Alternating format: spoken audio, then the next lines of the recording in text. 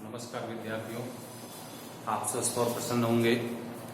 पिछले video lectures को आप देख रहे होंगे और उन वीडियो लेक्चर्स को देख करके आप लाभान्वित हो रहे होंगे। आज हम आगे बढ़ेंगे और जैसा कि आप जान रहे हैं कि पिछले वीडियो लेक्चर में हमने आपको बताया था कि आइंस्टीन का प्रकाश विद्युत समीकरण क्या है, और इस प्रकाश विद्युत समीकरण के पहले हमारी बात हुई थी क्वांटम सिद्धांत की जो प्रकाश का क्वांटम सिद्धांत था, जहां हमने फोटान नाम पाया। उस फोटान नाम से हम परिचित हुए। फोटान के बारे में हमारे पास संक्षिप्त जानकारी बनी। उस संक्षिप्त जानकारी को बताते समय मैंने आपसे कहा था कि इस पर न्यूमेरिकल्स आते हैं, और मैंने पिछले लेक्चर्स में आपको दो बनाया भी न्यूमेरिकल्स, जिसमें से एक जो लास्ट वाला न्यूमेरिकल था वो 2019 में आया हुआ था। आपने देखा न्यूमेरिकल्स बहुत सिंपल थे, और उस तरह के न्यूमेरिकल्स बोर्ड में आने की संभावनाएं अभी भी हैं, कंपटीशन में भी हैं। तो आज हम आगे बढ़ेंगे और इस बात को जानने का प्रयास करेंगे कि जो आइंस्टीन का प्रकाश विद्युत समीकरण हमें मिला है, उस प्रकाश विद्युत समीकरण के द्वारा क्या हम प्रकाश वैद्युत उत्सर्जन के नियमों को वेरीफाई कर पाएंगे, या यूं कहें उन नियमों की व्याख्या कर पाएंगे या नहीं कर पाएंगे। तो आज का टॉपिक हमारा है आइंस्टीन के प्रकाश विद्युत समीकरण की सहायता से प्रकाश वैद्युत उत्सर्जन के नियमों की व्याख्या। ठीक, तो हमारा अब अगला टॉपिक यह है आज का। तो सबसे पहले मैं आपको याद दिला दूं कि आइंस्टीन का प्रकाश विद्युत समीकरण आया क्या था। तो आइंस्टीन के प्रकाश विद्युत समीकरण के आधार पर हम पाए थे अधिकतम गतिज ऊर्जा, उत्सर्जित इलेक्ट्रॉन की अधिकतम गतिज ऊर्जा E के is equal to H bracket nu minus nu naught, जहां आप जान रहे हैं न्यू नॉट दहली आवृत्ति है और न्यू फोटान की आवृत्ति है। ठीक, अगर हम, जैसा हमारी जानकारी थी कि अगर अधिकतम गतिज ऊर्जा की बात कर रहे हैं, तो अगर प्रकाश इलेक्ट्रॉन, उत्सर्जित इलेक्ट्रॉन की अधिकतम वेग Vmax है, तो जो अधिकतम गतिज ऊर्जा होगी 1/2 mVmax स्क्वायर। यहां से अगर आप देखें तो आप लिख सकते हैं 1/2 mVmax square is equal to H nu minus nu naught. तो ये हमारे पास जानकारी बनी हुई है, जैसा हम पहले से जान रहे हैं। अब चूंकि हमें वेरीफाई करना है प्रकाश वैद्युत उत्सर्जन के नियमों को, इनकी व्याख्या करनी है, प्रकाश वैद्युत उत्सर्जन के नियमों की व्याख्या करनी है, तो इनकी प्रकाश वैद्युत उत्सर्जन के नियमों की व्याख्या इसी समीकरण के आधार पर करनी है। तो सबसे पहले नियम क्या क्या हमने पढ़ा है, 5 नियम हम लोगों ने पढ़ रखा है। मैं आपको बारी बारी से एक एक नियम याद दिलाऊंगा और इस समीकरण की सहायता से उन नियमों की व्याख्या हम करेंगे। तो जो सबसे पहला नियम हमने पढ़ा था जो प्रकाश वैद्युत उत्सर्जन के लिए, वह नियम क्या था? वह नियम हमने पाया कि अगर आपतित प्रकाश की तीव्रता को बढ़ाते हैं तो तीव्रता के बढ़ाने के साथ उत्सर्जित प्रकाश इलेक्ट्रॉनों की संख्या बढ़ने लगती है, और सीधे शब्दों में कहा जाए तो आपतित प्रकाश की तीव्रता अनुक्रमानुपाती होगी, समानुपाती होगी प्रकाश इलेक्ट्रॉनों की संख्या के या उत्सर्जित इलेक्ट्रॉनों की संख्या के। इसका मतलब साफ है, तीव्रता बढ़ेगी, प्रकाश इलेक्ट्रॉनों की संख्या बढ़ेगी। यह हमारी पहला नियम हमने पा लिया। अब आप देख रहे हैं ऐसा क्यों हो रहा है, तो बहुत सीधी सी बात है। प्रकाश की तीव्रता का बढ़ना मतलब उस प्रकाश में नंबर ऑफ फोटॉन्स, फोटानों की संख्या का बढ़ना।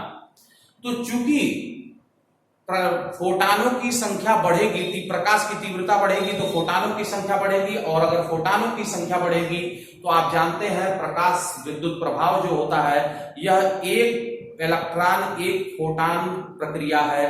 एक इलेक्ट्रॉन एक फोटान को अवशोषित करता है और अवशोषित करके बाहर की ओर निकल जाता है, उत्सर्जित हो जाता है। तो इसका मतलब साफ है कि अगर प्रकाश की तीव्रता बढ़ेगी तो नंबर ऑफ फोटॉन्स बढ़ेंगे, फोटानों की संख्या बढ़ेगी। फोटानों की संख्या अगर अधिक होगी तो धातु की सतह पर मुक्त इलेक्ट्रॉन अधिक मात्रा में एक एक फोटान को क्या करेंगे, अवशोषित करेंगे और अवशोषित करके बाहर की ओर निकल जाएंगे, जिससे प्रकाश इलेक्ट्रॉनों की संख्या बढ़ जाएगी। तो यह बात तो एकदम सही है, यह पहला नियम वेरीफाई होता है। तो अगर आप कहें तो पहला नियम तो आपका वेरीफाई हो गया, या पहले नियम की कही जाए तो यह व्याख्या हो गई। अब दूसरी बात, तो पहला नियम हो गया। अब दूसरा नियम हमने क्या पढ़ा था, तो दूसरा नियम हम लोगों ने पढ़ा था कि भाई, या मैं लिख दूं, लिखने की बहुत कोई आवश्यकता है नहीं, मैं बोलते चल रहा हूं। दूसरा नियम जो आपका है वह दूसरा नियम था कि प्रकाश की तीव्रता का उत्सर्जित इलेक्ट्रॉनों या प्रकाश इलेक्ट्रॉनों की गतिज ऊर्जा पर कोई भी प्रभाव नहीं पड़ता है। आपके सामने देख लीजिए समीकरण है। इस समीकरण में तीव्रता शब्द कहीं नहीं आया है, साफ तौर पर दिख रहा है कि प्रकाश की जो गतिज ऊर्जा है वह सीधे सीधे निर्भर किस पर कर रही है, प्रकाश फोटान की आवृत्ति पर निर्भर कर रही है, मतलब प्रकाश की आवृत्ति पर निर्भर कर रही है। क्योंकि तो अब इसका मतलब यह हुआ कि अगर हम दूसरे नियम की बात करें, जिस दूसरे नियम में हमने जाना कि प्रकाश की तीव्रता का प्रकाश इलेक्ट्रॉनों के गतिज ऊर्जा पर कोई प्रभाव नहीं पड़ता है, तो वह दूसरा नियम भी आप देख सकते हैं यहां से स्पष्ट रूप से दिख रहा है, उसकी व्याख्या यह समीकरण के द्वारा हो रही है। तीसरे नंबर पर आता है, तीसरे नंबर पर हमने पढ़ा था कि अगर फोटान या प्रकाश की आवृत्ति, आपतित प्रकाश की आवृत्ति को अगर हम बढ़ाते हैं तो आपतित प्रकाश की आवृत्ति के बढ़ने के साथ प्रकाश इलेक्ट्रॉनों की गतिज ऊर्जा बढ़ जाती है। साफ तौर पर दिख रहा है कि अगर आपतित प्रकाश की आवृत्ति बढ़ेगी तो आवृत्ति के बढ़ने के साथ न्यू माइनस न्यू नॉट का मान बढ़ जाएगा और आप पाएंगे कि प्रकाश इलेक्ट्रॉन या उत्सर्जित इलेक्ट्रॉन की गतिज ऊर्जा बढ़ जाएगी। तो यह तीसरा नियम हमने जाना। चौथा नियम हमने पढ़ा था, क्या पढ़ा था भाई, तो चौथे नियम में हमारी जानकारी बनी थी कि भाई जो आवृत्ति है, जो प्रकाश इलेक्ट्रॉनों की आवृत्ति होती है, वह तो एक आवृत्ति आप देख रहे हैं दहरी आवृत्ति है। इस दहरी आवृत्ति से कम की आवृत्ति के अगर आप प्रकाश को आपतित कराएंगे तो कोई भी इलेक्ट्रॉन उत्सर्जित नहीं होगा। तो अब चौथा जो नियम है वह यही कहता है कि भाई मिनिमम जो कही जा सकती है, मिनिमम फ्रीक्वेंसी एक निर्धारित की गई है, जिसको दहली फ्रीक्वेंसी का नाम हमने पाया है। तो अब यहां से साफ तौर पर दिख रहा है कि अगर आपतित प्रकाश की आवृत्ति दहली आवृत्ति से कम हो रही है तो यह जो आपका न्यू माइनस न्यू नॉट का मान है यह क्या हो जाएगा, ऋणात्मक हो जाएगा और आप पाएंगे कि गतिज ऊर्जा ऋणात्मक हो जाएगी। और आप जानते हैं कि ऊर्जा कभी भी ऋणात्मक नहीं हो सकती है, इसलिए यह संभव नहीं है। इसका मतलब यह हुआ कि अगर दहली आवृत्ति से कम की आवृत्ति के प्रकाश को हम आपतित कराएंगे तो कोई भी इलेक्ट्रॉन उत्सर्जित नहीं होगा। यह चौथा नियम हम लोगों ने पढ़ा था। अब पांचवें नियम की ओर बढ़ते हैं। पांचवा नियम हमने यह जाना था कि भाई प्रकाश के आपतन और इलेक्ट्रॉन के उत्सर्जन के बीच में कोई भी समय पश्चता नहीं होती है। No time lag between the incident photon and the emitted electron. तो हमारी यह जानकारी है कि कोई भी समय पश्चता नहीं होती है। ऐसा क्यों भाई, तो हम जानते हैं कि जो इलेक्ट्रॉन होते हैं वह धातु में मुक्त रूप से पाए जाते हैं। तो मुक्त इलेक्ट्रॉन जो होते हैं वह धातु में स्वतंत्रता पूर्वक चल रहे होते हैं, वह सिर्फ धातु की सतह से बंधे होते हैं। इस कारण से जैसे ही वह फोटॉन को पाते हैं तो बिना समय नुकसान किए हुए या बिना कोई समय लिए हुए वह तुरंत क्या होते हैं, धातु की सतह को छोड़ करके बाहर निकल जाते हैं, मतलब उत्सर्जित हो जाते हैं। तो पांचवा नियम हमने यह जाना था कि भाई जो इलेक्ट्रॉन है और जो फोटान है, तो फोटान या यूं कहें आप प्रकाश के आपतन और इलेक्ट्रॉन के उत्सर्जन में कोई भी समय पश्चाता नहीं होती है। यह बात यहाँ से क्लियर दिख रही है। तो ये जो पांचवा नियम हमारा था, यह स्पष्ट रूप से हमने जाना। तो इस तरह से प्रकाश विद्युत उत्सर्जन के आधार पर हम लोगों ने जो इसके पहले हम पढ़े थे प्रकाश विद्युत उत्सर्जन के नियमों को हम क्लियर कट देख रहे हैं। तो पहला नियम साफ तौर पर दिखा कि तीव्रता के बढ़ने के साथ क्यों प्रकाश इलेक्ट्रॉनों की संख्या बढ़ी, क्योंकि तीव्रता बढ़ रही है, इसका मतलब फोटानों की संख्या बढ़ रही है। फोटानों की संख्या बढ़ रही है और चूंकि आप जानते हैं प्रकाश विद्युत प्रभाव एक फोटान एक इलेक्ट्रॉन से संबंधित होता है। तो जब फोटान अधिक गिरेंगे सतह पर तो अधिक मुक्त इलेक्ट्रॉन बाहर की ओर उत्सर्जित होंगे। प्रकाश आइंस्टीन के समीकरण से साफ तौर पर स्पष्ट हो रहा है कि जो गतिज ऊर्जा है वो आपतित प्रकाश की तीव्रता पर निर्भर नहीं कर रही है, जो चीज हमने द्वितीय नियम के रूप में जाना। तृतीय नियम में हमने जाना कि अगर आवृत्ति बढ़ेगी तो प्रकाश इलेक्ट्रॉनों की जो गतिज ऊर्जा है बढ़ेगी, उत्सर्जित इलेक्ट्रॉनों की गतिज ऊर्जा बढ़ेगी, जो साफ तौर पर दिख रहा है कि न्यू के बढ़ने के साथ यह डिफरेंस बढ़ेगा तो गतिज ऊर्जा बढ़ जाएगी। चौथा नियम हमने जाना कि भाई पहली आवृत्ति से कम की आवृत्ति अगर होगी तो कोई भी इलेक्ट्रॉन उत्सर्जित नहीं होगा। वह साफ तौर पर दिख रहा है कि अगर न्यू का मान न्यू नॉट से कम हो जाएगा तो यह डिफरेंस निगेटिव हो जाएगा, ऋणात्मक हो जाएगा और गतिज ऊर्जा ऋणात्मक हो नहीं सकती, इसलिए यह पॉसिबल नहीं हो सकता, यह संभव नहीं हो सकता। इसका मतलब साफ है कि गतिज ऊर्जा के पहले हमें यह सोचना पड़ेगा या यूं कहें कि यह साफ है कि आवृत्ति का मान अगर पहली आवृत्ति से अधिक होगा तो ही कोई इलेक्ट्रॉन उत्सर्जित होगा। पांचवा नियम, जैसा आप जानते हैं कि चूंकि इलेक्ट्रॉन धातु में मुक्त रूप से पाए जाते हैं, इसलिए जैसे ही कोई फोटान उससे टकराता है वह तुरंत उसे क्या करता है, अवशोषित करके बाहर की ओर निकल जाता है, इसलिए कोई भी समय पश्चाता नहीं होती। यह पांचवा नियम था।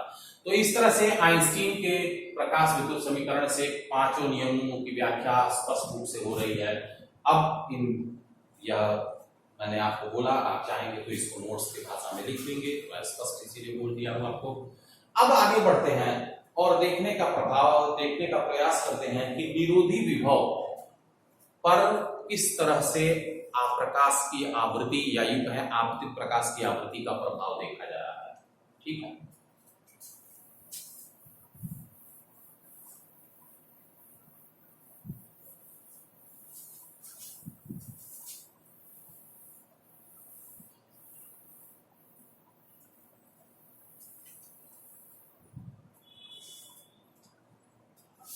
तो आपतित प्रकाश की आवृत्ति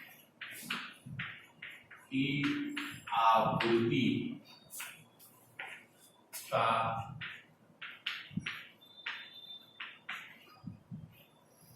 विरोधी विभव पर प्रभाव।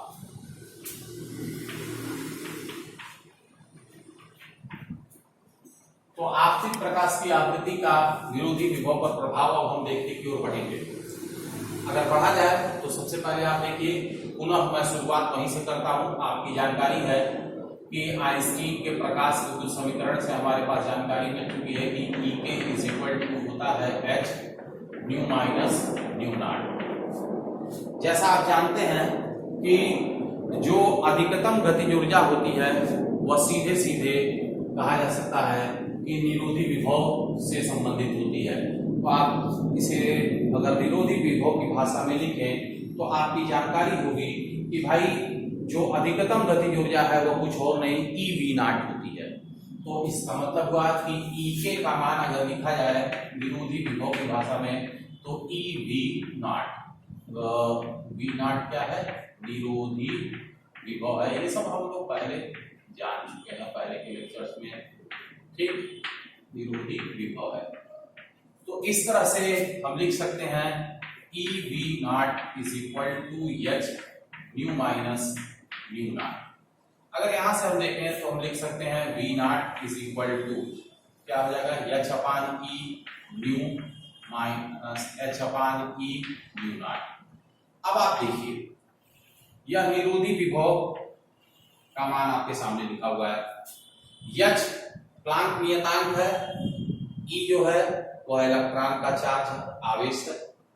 न्यू या प्रकाश की आवृत्ति है, यही बदलेगी। जैसा आप देख रहे हैं प्रकाश की आवृत्ति का आपतित प्रकाश की आवृत्ति का विरोधी विभव पर प्रभाव जब देखने आ रहा है तो प्रकाश की आवृत्ति, आपतित प्रकाश की आवृत्ति को आप बदलेंगे, मतलब न्यू बदलने वाला है, वेरिएबल है चर। न्यू नॉट दहली आवृत्ति आप जानते हैं, सभी धातुओं के लिए एक नियत होती है, धातु बदलेगा तो दहली आवृत्ति का मान बदल जाएगा। इसका मतलब आप देख रहे हैं यह एक नियतांक है। अगर धातु जैसे ही हम नियत निश्चित करेंगे तुरंत यह पूरा का पूरा एच पहले से ही कांस्टेंट था, नियतांक है, ई कांस्टेंट है, न्यू नॉट भी कांस्टेंट, धातु के नाम लेते ही हो जाएगा। तो इस तरह से यह नियतांक है, बदलने वाला सिर्फ यह है, इसके बदलने के साथ इसका प्रभाव देखना है, समझ रहे ना, न्यू के साथ वी नॉट का प्रभाव देखना है। अब आप देखिए कि क्या, अगर बहुत सिंपल सी बात है कि अगर प्रभाव को ग्राफ की भाषा में देखना है, वक्र की भाषा में देखना है, वक्र के टर्म में समझना है, तो सबसे पहले हमें ये देखना पड़ेगा कि क्या इस तरह का कोई समीकरण हम पहले से पढ़े हैं किसी वक्र का, तो आपकी जानकारी होनी चाहिए कि यह जो समीकरण है यह समीकरण समतुल्य दिख रहा है, के समान नजर आ रहा है किसके, सरल रेखा के समीकरण के, y is equal to mx plus c. अब आप देखिए mx प्लस सी है, यम आपका स्लोप बताता है, ढाल को बताता है, सी बताता है कि ओरिजिन से, अक्ष से, जहां दोनों अक्ष x और y अक्ष काटते हैं वो उसको आप ओरिजिन का नाम देते हैं, मूल बिंदु का नाम देते हैं, तो मूल बिंदु से सी दूरी से पास हो रही सरल रेखा का समीकरण यह है। उसी तरह से आप अपने में भी यहां देख सकते हैं। अब आप देख सकते हैं सी की जगह पर आपको यह दिख रहा होगा h/e इंटू न्यू नॉट दिख रहा है, यम ढाल की जगह पर h/e दिख रहा है, तो साफ तौर पर आपको मालूम चल रहा है कि अगर न्यू के साथ वी नॉट का परिवर्तन, अगर वी नॉट मतलब विरोधी विभव को कहां रखें, y अक्ष पर, आवृत्ति को कहां रखें, x अक्ष पर, तो अगर आवृत्ति को, अगर y अक्ष पर विरोधी विभव को रखें,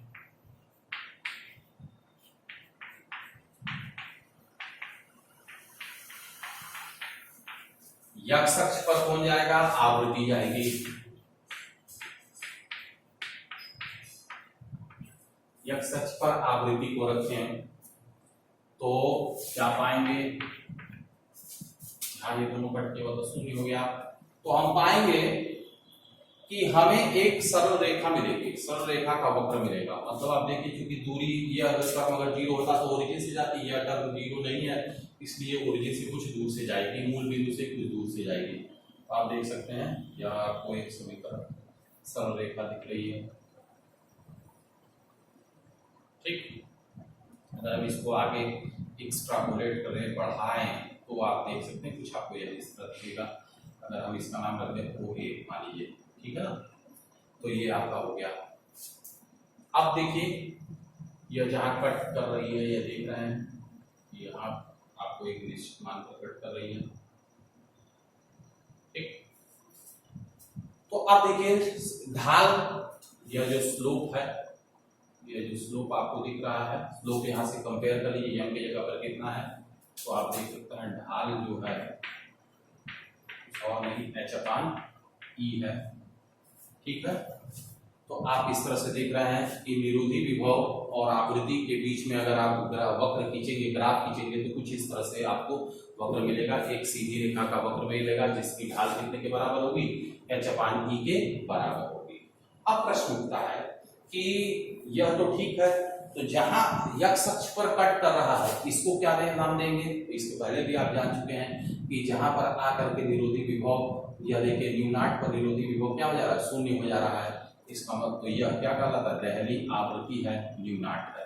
और ये जो OA आप देख रहे हैं यह कार्यफलन से संबंधित होता है, तो यह कार्यफलन होता है कि इतनी ऊर्जा की कभी अगर इतनी ऊर्जा मिल जाएगी तो वह इलेक्ट्रॉन क्या होगा, धातु की सतह को छोड़ करके चला जाएगा। तो इस तरह से आप देख सकते हैं कि OA जो है वह कार्यफलन से संबंधित है, और साथ ही साथ आप देख सकते हैं कि जो कार्यफलन से संबंधित है और h/e कर्व के ढाल को प्रदर्शित कर रहा है, और इस तरह से आप आपतित प्रकाश की आवृत्ति का विरोधी विभव पर प्रभाव देख पा रहे हैं, ठीक है। तो इतनी बातें आज के लिए हैं। तो आप देख सकते हैं यहाँ से आपको स्पष्ट हो गया। इस तरह से समीकरण से इस समीकरण को हमने पहले क्या किया, तुलना कर ली, और तुलना करते ही हमारी बात स्पष्ट हो गई और हम ये जान गए कि क्या चीजें हैं और कैसे हमें सरल रेखा मिलेगी और वह सरल रेखा का ढाल कितना होगा, स्लोप कितना होगा, ये सारी बातें स्पष्ट। ठीक है, तो आगे की बात अगले लेक्चर में। धन्यवाद।